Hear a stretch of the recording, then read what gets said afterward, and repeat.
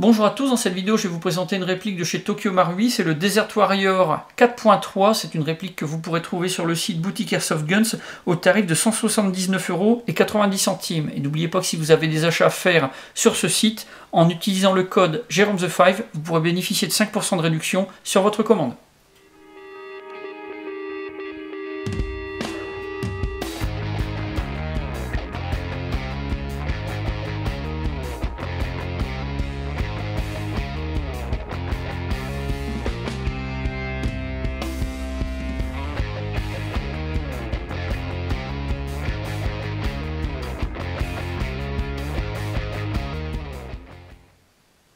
Pour le packaging, on a une boîte en polystyrène compartimentée de couleur noire, c'est un petit peu plus joli que le blanc habituel. Et sur le couvercle cartonné, on va avoir le dessin de la réplique, quelques informations, mais vraiment très succinctes, et en plus rédigées en anglais ou en japonais. On verra notamment qu'on a une réplique qui est un gas blowback et que le hop-up est réglable.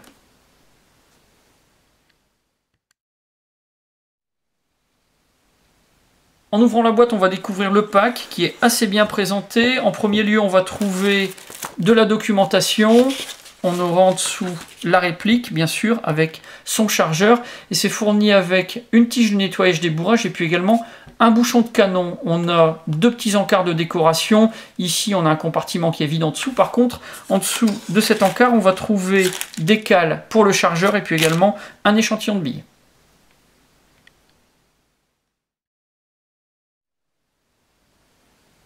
Comme documentation, on va trouver deux feuilles rédigées en plusieurs langues, dont le français, certainement fournies par le distributeur. C'est une notice généraliste des répliques de Colt 1911, pas spécifiquement le Desert Warrior que vous avez acheté. Et puis sinon, vous avez les petits fascicules qui sont fournis par Tokyo Marui, donc on va avoir déjà quelques cibles. On aura aussi quelques prospectus, un peu de lecture en japonais. Et puis la notice en elle-même, spécifique à la réplique. On a pas mal d'illustrations, beaucoup d'explications, mais tout est rédigé uniquement en japonais. On n'a même pas une traduction en anglais. Là, c'est quand même bien dommage.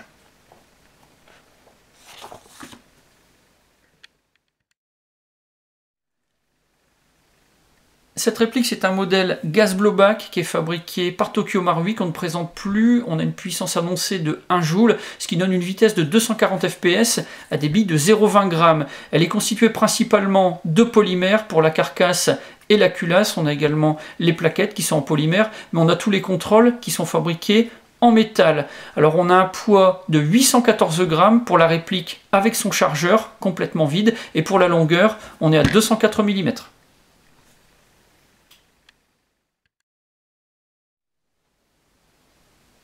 Du point de vue du look, la réplique elle est juste magnifique. Les pièces en polymère sont très bien moulées et celles en métal très bien usinées. La couleur elle est homogène et on n'a pas de traces de moulage visible. Donc ça c'est vraiment parfait. La seule qu'on va détecter encore c'est en lumière rasante. Elle se trouve sur le levier de sûreté, juste sur la partie supérieure. Vous voyez, c'est quelque chose de vraiment presque indétectable. Du point de vue des marquages, on a des choses réalistes sur la culasse. Donc du côté droit et du côté gauche, c'est gravé, et vraiment très très bien gravé. Et puis sinon, on va avoir des gravures sur la partie droite de la carcasse. Là, ce sont des choses qui sont propres aux fabricants, spécifiques à l'airsoft, donc pas du tout réalistes.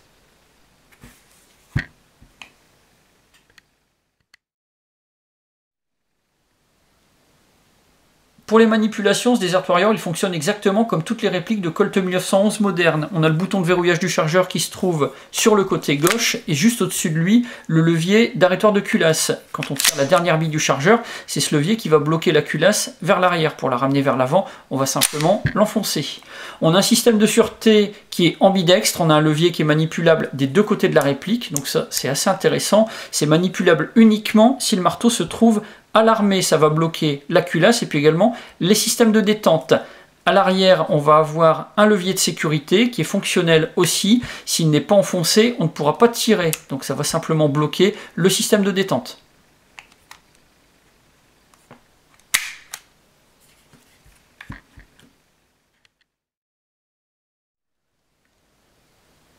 La réplique est équipée d'organes de visée qui sont fixes, non réglables. À l'avant, avec un point blanc, par contre à l'arrière sans marquage. Sous la poignée, on a un anneau métallique qui permettra de fixer une dragonne pour sécuriser la réplique, et à l'avant on a un rail d'interface qui permettra d'installer un accessoire, donc lampe, laser ou système combiné, et puis c'est un rail qui est amovible. Si on veut le retirer, il suffit simplement d'enlever ces deux vis.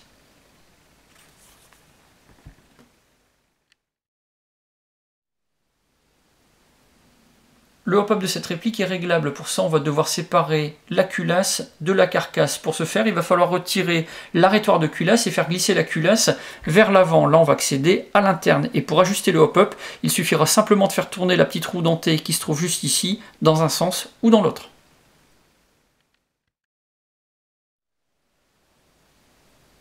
Le chargeur est un modèle à gaz de conception tout à fait classique. Il pèse 190 grammes à vide et il a une capacité de 28 billes. Il est fabriqué principalement en métal, mais on va trouver également du plastique pour le talon. Et la partie supérieure, la planchette élévatrice, elle est fabriquée elle aussi en plastique. Alors pour garnir, on va baisser cette planchette élévatrice. Attention, elle ne se bloque pas en position basse. Et on va pouvoir insérer les billes dans cette partie-ci de la rainure qui est légèrement plus large.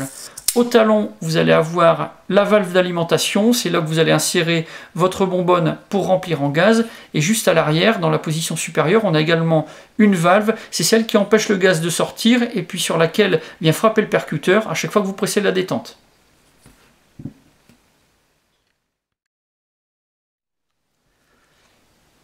Dans le pack, on a deux cales qui sont fournies, on les trouve dans un petit sac avec une notice rédigée complètement en anglais et qui est vraiment extrêmement claire. Alors pour s'en servir avec les chargeurs, on va devoir baisser la planchette élévatrice pour pouvoir les coincer dans la rainure. Et ça permettra de pouvoir utiliser la réplique pour tirer à vide sans billes.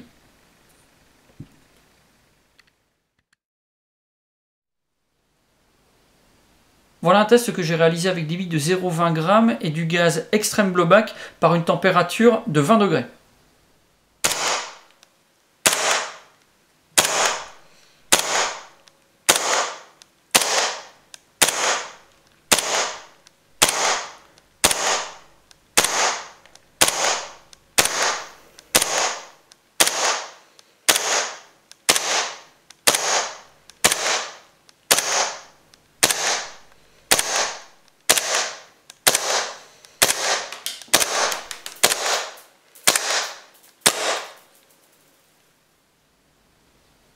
Comme vous avez pu le voir sur ce test chronie, les 28 billes partent avec une seule charge de gaz. Pour la vitesse, au maximum, on était à 244, avec quand même une baisse notable sur les derniers tirs.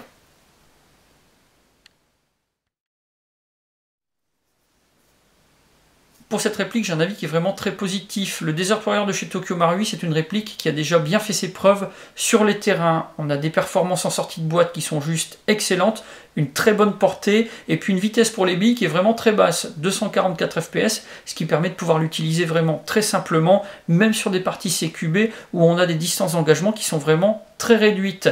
On a une réplique qui a un look magnifique. Alors du point de vue réalisme, on va y perdre sur le poids, du fait qu'elle est fabriquée en polymère, mais du point de vue du confort, on va vraiment y gagner, c'est vraiment très agréable à utiliser.